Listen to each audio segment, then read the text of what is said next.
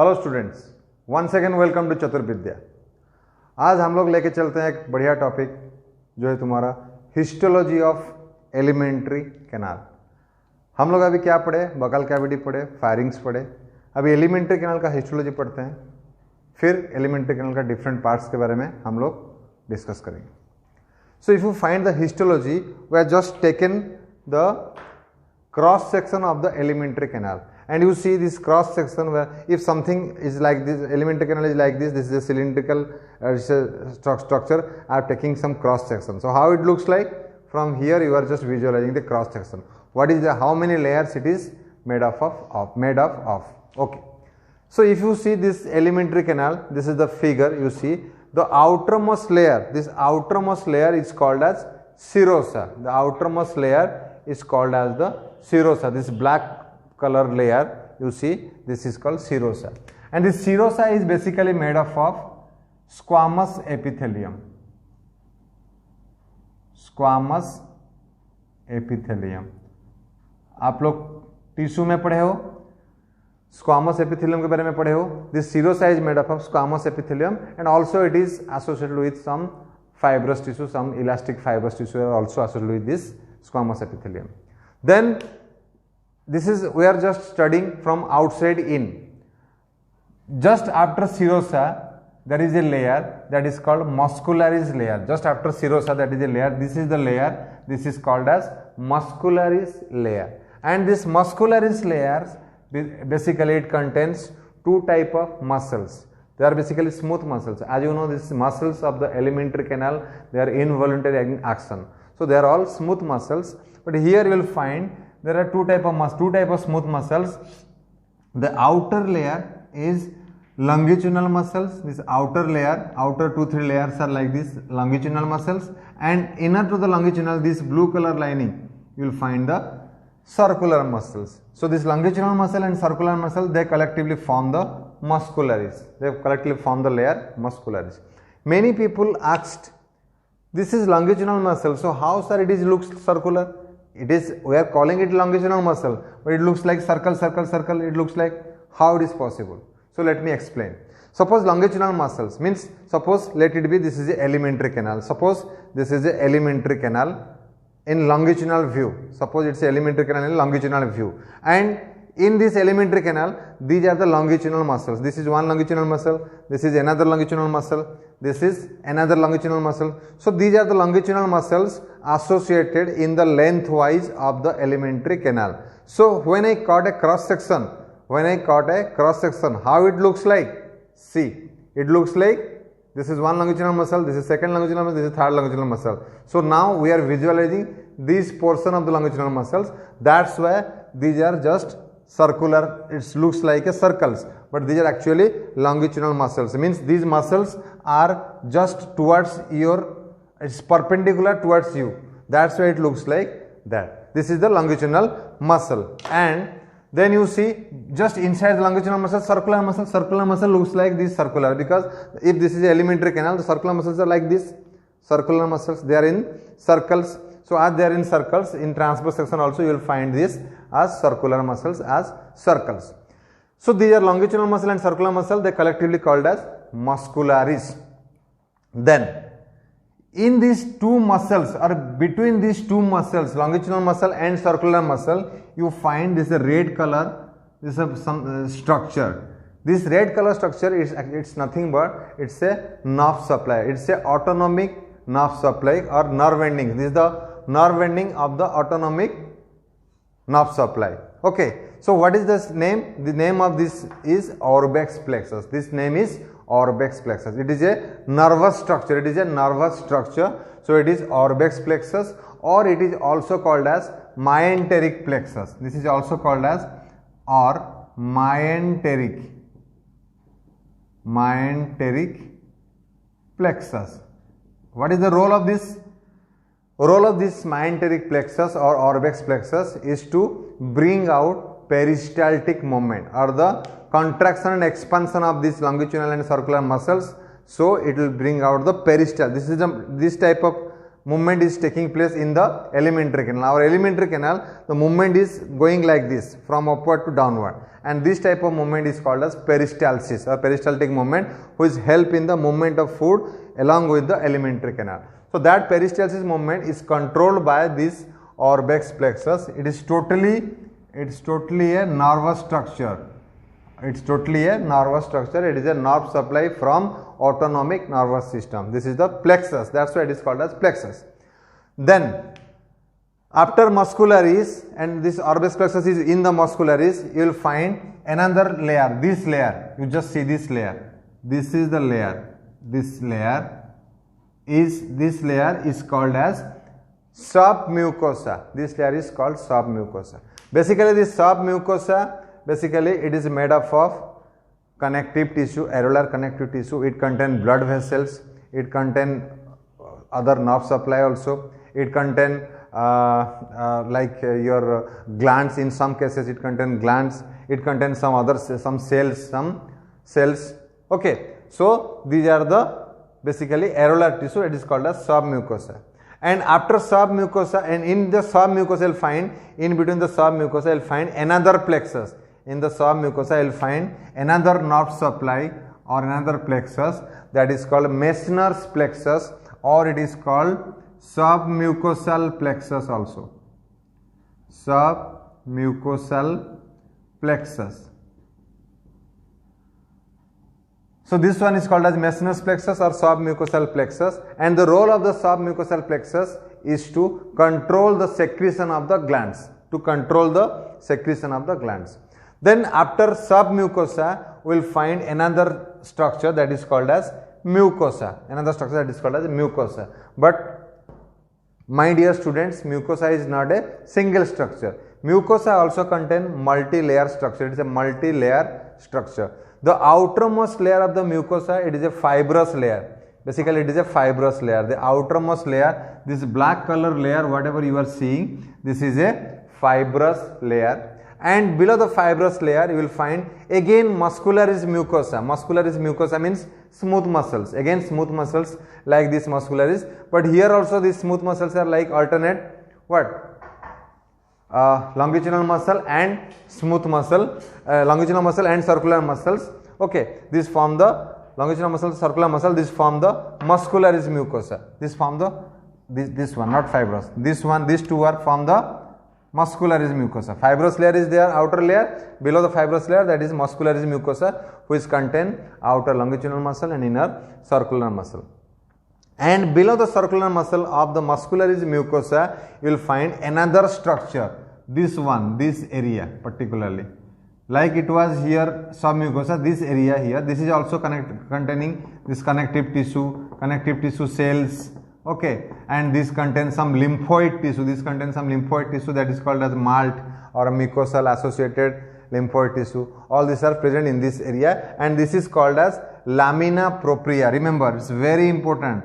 Lamina propria. This area is called as lamina propria, just below the muscularis mucosa, lamina propria. And these are the structures you are finding in the lamina propria. They are basically malt, mucosal tissues, mucosal associated lymphoid tissue. This malt is in different place, it is different type. Suppose it is malt in the alimentary canal, in the intestine this malt is again modified to some Peyer's patches, and in the this gastric region it is also called as GALT, gastric associated lymphoid tissue. So overall you can find out this lamina propria is made up of lymphoid tissue and also some connective tissue, some areolar kind of connective tissue. Okay, areolar kind of connective tissue and this this malt. Okay, mucosal associated lymphoid tissue. Then just after the lamina propria, when the lamina propria ends, you will just find there is a curved ring like structure, and that curved ring like structure is called as plica circularis. This is called as plica circularis or valve of Kerr-Ring. What is the role of this plica circularis? This plica circularis help in increasing the surface area of absorption, and also in some cases this plica circularis help in closing of this lumen, like in case of esophagus it is not always open, it is closed. When food enter, this plica circularis, they are open. Okay, so this helps in this closing of this lumen, and many a times this plica circularis in other part of the alimentary canal, it help in absorption. Okay, and the plica circularis, this is associated with a layer of cells that is called epithelium. This layer, particularly this layer, is called as epithelial layer. This is epithelium, and this epithelium encloses a space. This space is called as lumen. This space is called as lumen, through which the food is moving. Okay, so this is a basic idea. This is a basic idea about the alimentary canal, my dear students. So after that, we will see this structure is not uniform throughout the alimentary canal, because you know our alimentary canal starts with what? Starts with basically mouth, then it esophagus, then it is stomach, then we have got intestine, small intestine, large intestine, rectum, colon, lot of structures are there. So it is not uniform in everywhere. There is little differences in different part of the alimentary canal, but this is a unique idea. This is a overall idea of these things are present in all the part of the alimentary canal, but there are some changes in some different part of the alimentary canal that we will take care of. We will just discuss what are the changes. Suppose we start with, because mouth, just after mouth, this canal basically starts from esophagus. This canal basically starts from esophagus. Let us discuss from esophagus onward. What are the structures of this GI tract? So esophagus, if you see esophagus, what are the differences you just see? Esophagus, we will only highlight the differences. In esophagus, you see, you get all the layers, everything is there in the esophagus, but the only difference is this serosa is absent. In esophagus, this serosa is absent, and it is replaced by a fibrous structure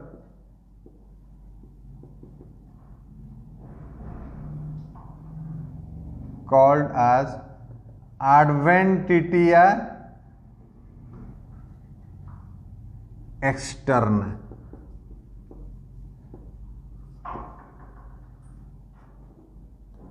So first point, in this esophagus, what happened? What is the deviation? The esophagus, you will find this serosa part is absent. It's very important. Many times this question came in your PMTs, your Neet. Okay, medical entrance examinations question. This is a very good question in this.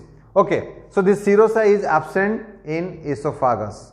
So what is there then? That is replaced by another structure, that is fibrous structure called adventitia externa. Serosa was a cellular structure. It was containing all this squamous epithelial cells. But this adventitia externa, what is there in the esophagus, it is a very fibrous, it is tough structure. Why it is so tough? Because you know, esophagus is the place where the food starts entering, or the food enter from the mouth through the esophagus through a voluntary action of our tongue and pharynx. So it passes the esophagus with a high jerk. So there is a pressure developed in esophagus, and that's why to protect that pressure, to endure that pressure, esophagus is having that tough structure, that is adventitia externa. This is first deviation. Then what is the second deviation? You see in esophagus what happened? In esophagus, first one third of esophagus is voluntary, means under our control. First one third of esophagus is under our control, means we engulf the food with the help of pharynx and lungs into the esophagus, and first is one third of the esophagus is under our control to push the food into the second part of the esophagus. So as it is under our control, so no need of what? Autonomic control. as this is under our control, so there is no need of autonomic control. If no need of autonomic control, no need of this orbex plexus. So first 1/3 of the esophagus, you don't find any orbex plexus. So no orbex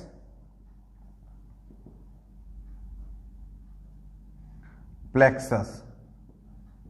But the second 2/3 is involuntary in action. So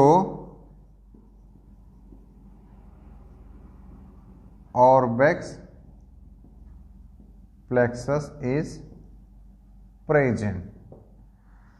Second 2/3 is involuntary in action. Once first 2/3 the food is pushed into the second half of the second 2/3 of the esophagus, that is involuntary in action, and that has peristalsis.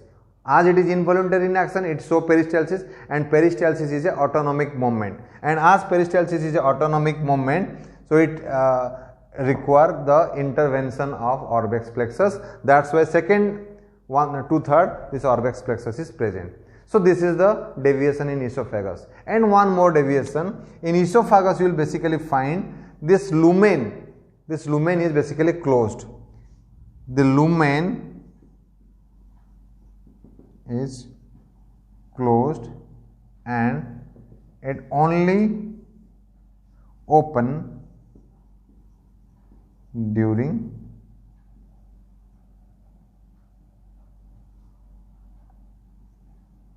food intake. When we intake food, when we engulf food, that the process is called as deglutination. When we engulf the food, then only this esophagus lumen will open, otherwise the lumen is always closed. So this is the deviation of esophagus. Got it? What is the deviation of esophagus? So in esophagus, these are the deviation. Otherwise, all structures are there. All structures are there. Okay. So this is about esophagus. Let us see the deviations associated with stomach. What are the deviations associated with stomach? Let us see.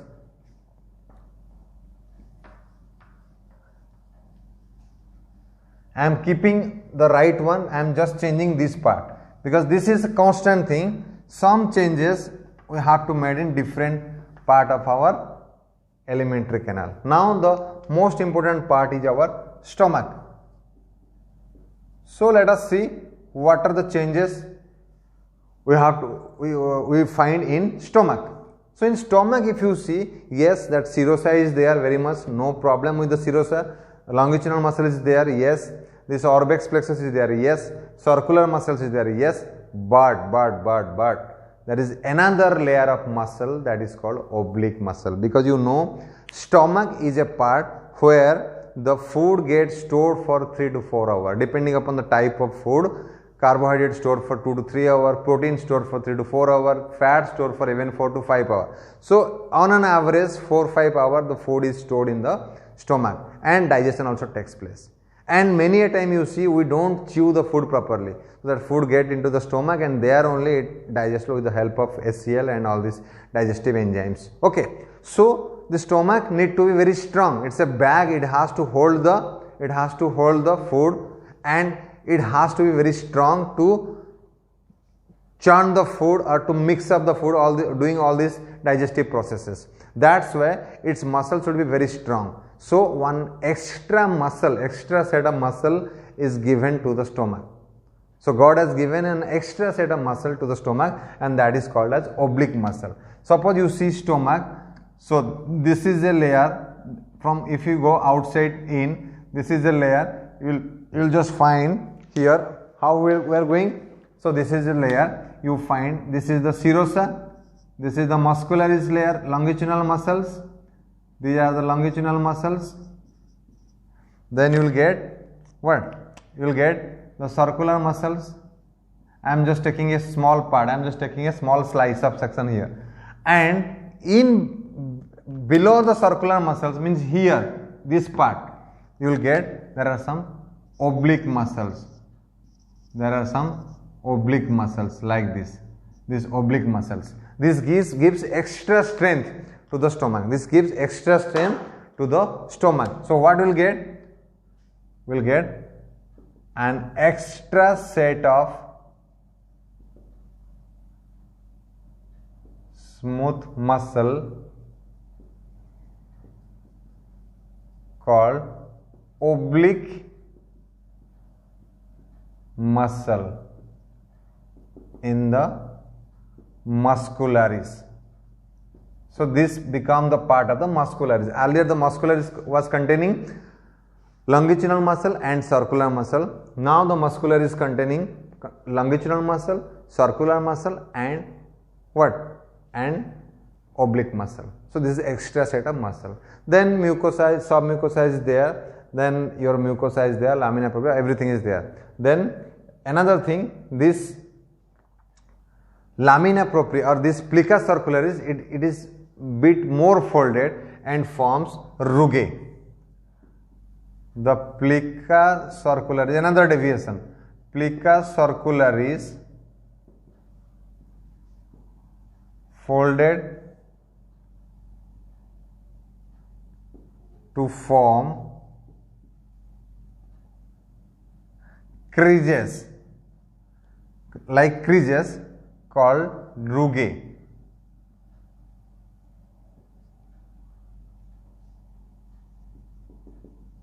Which help the stomach distended or it extended during food storage. So these creases are there and this plica circularis is further folded and it will form creases so that it will be just squeezed when there is no food, and when food enters into the stomach, it distended, it swelled off, it distended into a big bag like structure.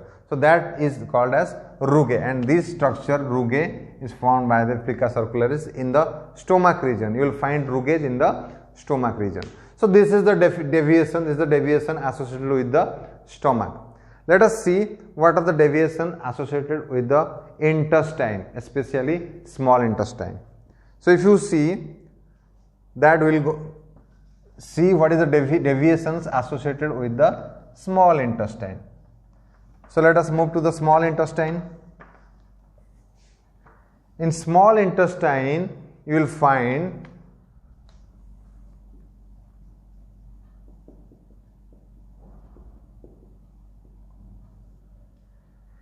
the deviation. The serosa is there, longitudinal muscle there, circular muscle there. There is no oblique muscle like stomach, and the submucosa is there, mucosa is there, mucosal muscularis mucosa is there, lamina propria is there, everything. And the difference is here at the plica circularis level. What happened in small intestine? You will find the plica circularis are folded, highly folded to form finger-like projections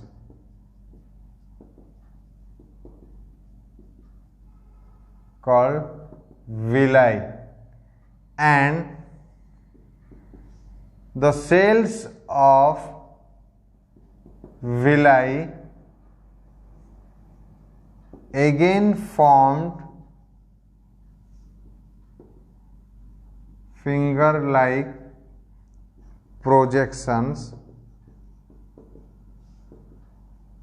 called microvilli. So this is the deviation, microvilli, villi and microvilli, and these all help in increasing surface area for digestion and absorption. Okay, so these all help in increasing surface area for digestion as well as absorption. Okay, so this is about difference in small intestine. For just example, you just see. Suppose this is the epithelial lining of the plica circularis. This fold into these finger-like projections. So you find these are having cells. These are having cells, epithelial cells. So these are called villi.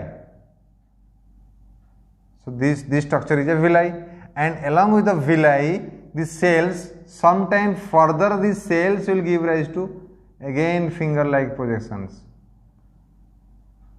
So these are called microvilli, and it looks like brush border. So it is also called as brush border cells.